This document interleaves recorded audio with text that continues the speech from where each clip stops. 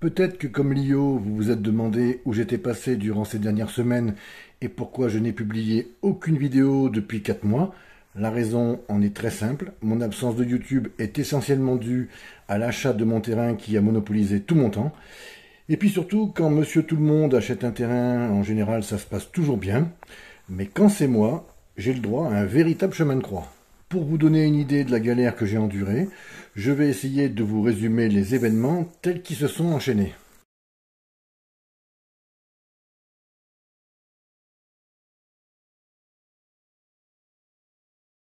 Tout commence donc mi-octobre 2021 avec l'achat de ce terrain de 8000 m² pour y faire du maraîchage.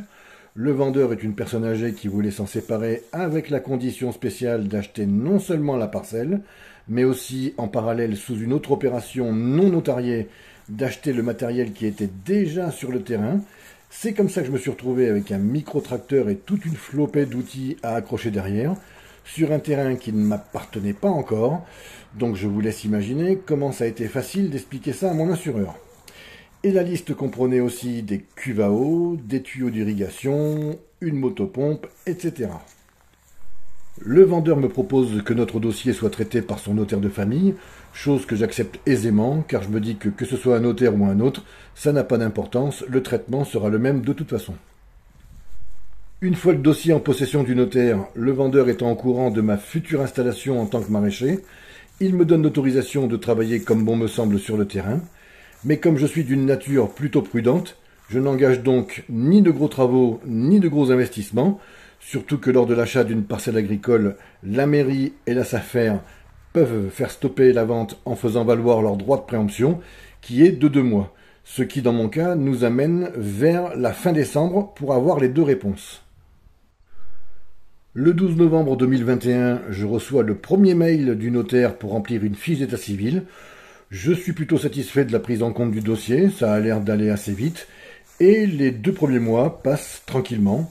J'ai surtout mis à profit ce temps pour, premièrement, greliner environ 20 m² pour y installer les cultures d'ail, d'oignons et d'échalotes, et deuxièmement, pour faire toutes les démarches officielles afin de créer une entreprise, choisir quel statut fiscal et quel statut social est le plus adapté par rapport à l'exploitation que je veux faire de cette parcelle, se renseigner auprès de la MSA, prendre des contacts pour chercher toutes sortes de tarifs professionnels pour les semences, les revendeurs de plants, le matériel d'irrigation, les abris de stockage, sûrement une serre, sans oublier d'écumer toutes les filières pour avoir du broyat de bois, du compost, du foin, toutes sortes de matières organiques qu'on peut se procurer en grande quantité. Enfin, tout ce qu'il faut pour démarrer sereinement la saison 2022. Je peux dire que je n'ai pas chômé et tout ça m'a bien occupé jusqu'à fin décembre, mais fin janvier, je n'ai toujours pas de nouvelles de l'évolution du dossier. C'est à cette période que j'ai décidé de vous faire une vidéo sur la présentation du terrain.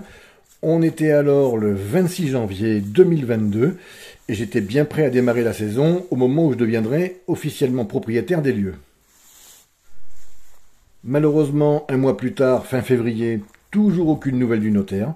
Je me dis qu'il a peut-être pris du retard dans l'envoi des dossiers mairie et SAFER, et qu'eux-mêmes ont du retard dans leurs réponses. Enfin, j'essaye de trouver des raisons à ce contretemps, mais ma patience ayant des limites, j'appelle le vendeur et je lui demande d'aller à la pêche aux infos, puisque c'est son notaire. Et la réponse du notaire au vendeur a été concise et en langage télégraphique. Bonne nouvelle, pas de problème. Il fallait comprendre, les droits de préemption de la SAFER et de la mairie sont terminés, le dossier suit son cours, mais toujours aucune précision sur la date d'une éventuelle signature définitive. On arrive en mars, ça fait maintenant plus de 4 mois que j'ai engagé la démarche d'acheter ce bien, et j'avoue que je commence un petit peu à flipper, car l'heure est venue de faire les premiers semis et les premières plantations sur ce nouveau terrain, mais je me retrouve complètement coincé parce qu'il faut avoir un numéro de SIRET pour demander une autorisation d'exploiter. Mais pour créer l'entreprise personnelle agricole, il faut déclarer là ou les parcelles cadastrées que l'on veut exploiter. Et l'exploitant doit bien sûr présenter un bail de location ou un titre de propriété. Et je n'ai ni l'un ni l'autre, donc je tourne en rond. Pour passer le temps, je me lance dans les semis pour mon potager familial, mais je ne peux rien prévoir pour ce qui est du maraîchage sur le nouveau terrain, car je ne peux déjà plus suivre le plan de culture que je m'étais fixé. Je n'ai préparé aucune planche pour recevoir des cultures, et je n'ai pas voulu investir trop de temps ni d'argent, tant que je ne serai pas propriétaire. Et je n'ai toujours aucune date pour signer officiellement les documents qui me rendraient propriétaire, et ça commence vraiment à m'inquiéter.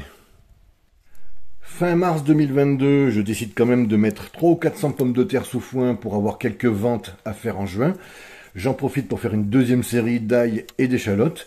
Et c'est aussi à cette période que je perds définitivement le lien avec le vendeur pour une sombre histoire de location de terrain. Il voulait que je lui paye la location du terrain que j'occupais avec son accord depuis novembre 2021. Je lui ai répondu que ce n'était pas ce qu'on avait convenu au départ et qu'il était hors de question que je paye quoi que ce soit. La vérité, c'est que je ne lui ai pas tout à fait formulé comme ça. C'était un petit peu plus direct et surtout beaucoup moins poli. Je vous laisse imaginer. Faut dire qu'à cette époque, tout m'exaspérait relativement vite, et on va dire que c'était une circonstance atténuante. En tout cas, ça a été le dernier échange entre lui et moi. Je n'ai plus jamais eu de ses nouvelles. Nous voici au mois d'avril. Je comprends aussi que ça va être de plus en plus dur de vouloir mettre en place des cultures. Je continue tout de même d'acheter du matériel, des semences. Je fais rentrer de la matière organique pour pailler et nourrir le sol que je laisse en table pour l'instant, en étant convaincu que chaque jour qui passe compromet mon installation et mes cultures pour cette année. Mais j'y crois encore, il y a un peu d'espoir, surtout que le 19 avril 2022, je reçois un mail de devinez qui, du notaire. Il m'envoie la réquisition d'instrumentés à remplir et à renvoyer. Alors les papiers chez le notaire possèdent toujours des noms barbares. La réquisition d'instrumentés, en fait, c'est juste le résumé de qui achète quoi, à qui et à quel prix. En gros, c'est le nom de l'acheteur, le nom du vendeur, les références cadastrées de la parcelle, le prix de vente, le prix de la prestation du notaire, la date et on signe en bas. Comme je n'achète pas de biens immobiliers tous les jours, je ne connais pas l'ordre des choses, quels documents et combien j'en ai encore à remplir pour définitivement clore le dossier, mais à ce moment précis, j'ai l'impression que le notaire a mis la machine en route et qu'à partir de maintenant, ça devrait progresser rapidement. En même temps, je ne suis plus très pressé, l'affaire traîne depuis déjà 6 mois, et je commence à comprendre que je ne pourrais pas semer ni planter tout ce que j'avais prévu. J'en profite aussi en réponse à ce mail pour poser la question qui tue. Avez-vous arrêté une date pour la signature définitive? En réponse 2 jours plus tard, soit le 21 avril 2022, je reçois plutôt une réponse évasive. On m'écrit « L'acte de vente est en cours de rédaction, le notaire reviendra vers vous pour fixer une date pour la signature ». D'ailleurs, c'est aux environs de la fin avril que je prends conscience que je n'ai pas fait de vidéo depuis un mois, et je ne compte plus en faire, car je n'ai pas envie de remettre le sujet sur la table, ou qu'on me pose des questions dans les commentaires. Je pense même que 2 ou 3 trolls auraient pu me traiter de menteur, de mytho, comme on dit maintenant, que je fais traîner cette histoire, car en fait, je n'ai jamais acheté ce terrain, que toute cette histoire n'est que du pipeau. Alors, je n'ai pas déserté tous les réseaux sociaux pour autant, et pour celles et ceux qui ont voulu avoir de mes nouvelles, beaucoup sont venus rejoindre soit ma page Facebook William le Potagiste, soit mon compte Instagram avec toujours le même pseudo William le Potagiste, où j'ai continué à être actif à raison d'une publication tous les 4 jours en moyenne, car ça prend quand même moins de temps à mettre 2 ou 3 photos et un petit texte sur mon activité au jardin, que de monter une vidéo sur un sujet bien précis. Heureusement, il y a quand même beaucoup de personnes bien intentionnées qui m'ont écrit dans les commentaires pour me demander de mes nouvelles et où j'en étais avec ce terrain. Et même si je répondais qu'une vidéo arriverait bientôt pour expliquer tout ça, j'ai traîné jusqu'à aujourd'hui pour la faire, mais je tenais à remercier toutes celles et ceux qui ont continué à prendre de mes nouvelles. Je ne peux pas citer tout le monde, alors je vais juste donner 2 noms qui représenteront toute ma communauté bienveillante. Et pour ça, j'ai choisi une parité. Donc ce sera Sandrine Fresne et Pierre Chastain. Le 27 avril 2022, c'est un nouveau mail avec en pièce jointe le projet d'acte que je dois soit approuver ou modifier si je trouve des erreurs, et il deviendra l'acte définitif quand le vendeur en aura fait de même. Et dans ce même mail, on me propose une signature de l'acte par procuration, ce qui revient à ne pas aller à l'étude et avoir toute la cérémonie du notaire dans son bureau qui justifie sa facture d'ailleurs. Là, il s'agit de tout remplir, approuver et signer les documents officiels par mail. Et alors, ce que je lis à la suite de cette demande me fait mourir de rire. Il est écrit pour que ça se fasse plus rapidement. Sans déconner, c'est une blague, j'espère. Faut quand même pas trembler des genoux pour me proposer ça. Le gars, ça fait 6 mois qu'il traîne, ça fait 6 mois qu'il prend son temps pour établir un titre de propriété, et là, il me propose que ça aille plus vite. On ne doit vraiment pas avoir la même notion de la vitesse. Alors, je suis quand même content car je pense voir le bout du tunnel dans pas longtemps. Encore faut-il que le vendeur accepte lui aussi cette procédure pour que la procuration soit effective. Mais je retombe rapidement sur terre car fidèle à son mode de fonctionnement, le notaire ne me recontacte que 15 jours plus tard, soit le 10 mai 2022, et il m'envoie tous les papiers officiels à remplir. Vous connaissez la chanson. Imprimer le dossier complet, mettre ses initiales en bas de chaque page, la date, la mention lue et approuvée, et la signature. En n'oubliant pas de passer par la mairie pour faire certifier les signatures. Je savais même pas que ça existait. Alors, il y avait encore 2 recommandations en fin de mail. La première est que je renvoie le dossier original par courrier. Et la deuxième, que je confirme que je prends bien en charge le virement des fonds. Et pour cela, évidemment, il n'oublie pas de me joindre son RIB. Donc, j'ouvre la pièce jointe qu'ils appellent le décompte. Et effectivement, je vois bien le prix d'achat de la parcelle qu'on avait convenu avec le vendeur. Et en dessous, le prix de la prestation du notaire, écrit comme tel. Montant des frais et des droits de l'acte d'acquisition, 750 €. Alors même si je sais depuis le début à peu près quelle somme je vais devoir débourser au notaire, je trouve qu'au vu de ses prestations et de la vitesse à laquelle il a traité mon dossier, il y a comme du foutage de gueule. 750 balles. Du coup, en lisant ça, je ne sais pas si je dois rire, pleurer ou même vomir. En tout cas, j'ai juste envie de mourir pour ne pas avoir à payer cette somme à contre-cœur. Bien sûr, la réalité m'a rattrapé. J'ai payé immédiatement sans traîner le jour même. Et j'ai même fait l'effort d'amener personnellement le dossier à l'étude que je devais envoyer par la poste. 10 km en voiture, ou prix où est le diesel. Je suis encore prêt à faire des sacrifices, pourvu qu'on en finisse. Arrivé à l'étude, pour évacuer un peu de frustration, pour libérer la rage que j'avais en moi, j'ai quand même demandé au notaire si je pouvais porter plainte contre lui pour m'avoir grillé une année complète de chiffre d'affaires. Je vous le dis tout de suite, ça ne l'a pas fait rire, mais pas fait rire du tout. Par contre, moi, ça m'a fait un bien fou, merci.